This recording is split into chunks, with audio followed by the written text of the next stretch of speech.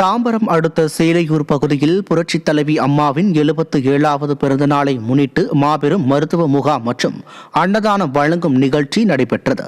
முகாமை கழக மருத்துவர் அணி செயலாளரும் முன்னாள் எம்பியுமான வேணுகோபால், செங்கல்பட்டு மேற்கு மாவட்ட கழக செயலாளரும் முன்னாள் எம்பியுமான சிட்லப்பாக்கம் ராஜேந்திரன் ஆகியோர் தொடங்கி வைத்தனர்.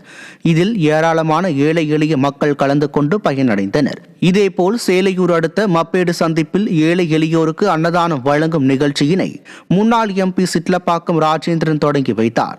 இதில் முன்னாள் அமைச்சர் TKM சின்னையா, முன்னாள் MLA ப தனசிங் மற்றும் கழக நிர்வாகிகள் கலந்து கொண்டனர். கள்ளக்குறிச்சி மாவட்டம் உளுந்தூர்பேட்டையில் புரட்சித் தலைவி அம்மாவின் 77வது பிறந்த நாளை முன்னிட்டு அதிமுக சார்பில் ஒரு ஆண்டுக்கான மாபெரும் இலவச கண் சிகிச்சை முகாமை மாவட்ட கழக செயலாளரும் முன்னாள் சட்டமன்ற உறுப்பினருமான குமரகுரு தொடங்கி வைத்தார். சென்னை தியாக நகரில் உள்ள ராதாத்ரி நேத்ராலயா கண் மருத்துவமனையுடன் இணைந்து மாதந்தோறும் 3வது வெள்ளிக்கிழமையில் இந்த முகாம் நடைபெறவுள்ளது. முகாமில் கலந்து கொண்டவர்களுக்கு கண் பரிசோதனை செய்து இலவச மூக்கு கண்ணாடி வழங்கப்பட்டது. இதில் கழக மருத்துவ அணி நிர்வாகிகளும் பிற நிர்வாகிகளும் ஏராளமாக கலந்து கொண்டனர். கள்ளக்குறிச்சி மாவட்டம் வானாபுரம் பகுதியில் புரட்சித் தலைவி ஜெயலலிதாவின் பிறந்த நாளை முன்னிட்டு அம்மா பேரவை சார்பில் கபடி போட்டி நடத்தப்பட்டது.